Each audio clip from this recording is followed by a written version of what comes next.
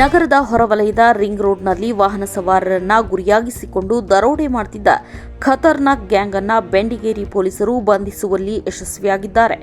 7 ಜನ ಆರೋಪಿಗಳನ್ನು ಬಂಧಿಸಿ 4,100 ರೂಪಾಯಿ ನಗದು ಸೇರಿದಂತೆ 3 ಮೊಬೈಲ್, 2 ದ್ವಿಚಕ್ರ ವಾಹನ, 1 ಚಾಕು, ಖಾರದ ಪುಡಿ, 1 ಆಟೋ ವಶಕ್ಕೆ ಪಡೆದಿದ್ದಾರೆ.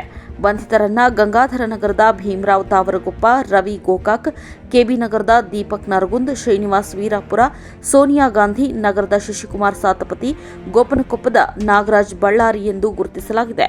ಬಂಧಿತ ಆರೋಪಿಗಳು ರೌಡಿ ಪಟ್ಟಿ ಎಂಒಬಿಯಲ್ಲಿ ಇದ್ದವರ ಜೊತೆಗೆ ಗುರುತಿಸಿಕೊಂಡಿದ್ದರು ಅಂತ ಪೊಲೀಸರು ತಿಳಿಸಿದ್ದಾರೆ.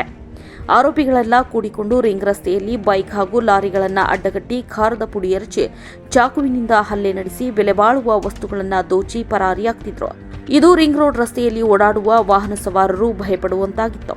ಈ ಪ್ರಕರಣವನ್ನು ಗಂಭೀರವಾಗಿ ಪರಿಗಣಿಸಿದ ಬೆಂಡಿಗೇರಿ ಪೊಲೀಸ್ ಠಾಣೆಯ ಪಿಐ ಎಸ್ಆರ್ ನಾಯಕ್ ನೇತೃತ್ವದ ತಂಡ, PSI Ravi Vaddar, ASI TN Savadatti, ಸಿಬ್ಬಂದಿ PG Puranik Math, NI Neelagar, PF Ambiger, RS Harki, Ramesh Hittalamani, Hanumanta Karagavi, Somu Meti, Basavaraj Galagi, Guddappa Ogganavar, Basavagoudar, Hanumanta Aloor ತಂಡ ವಿಶೇಷ ಕಾರ್ಯಾಚರಣೆ ನಡೆಸಿತ್ತು.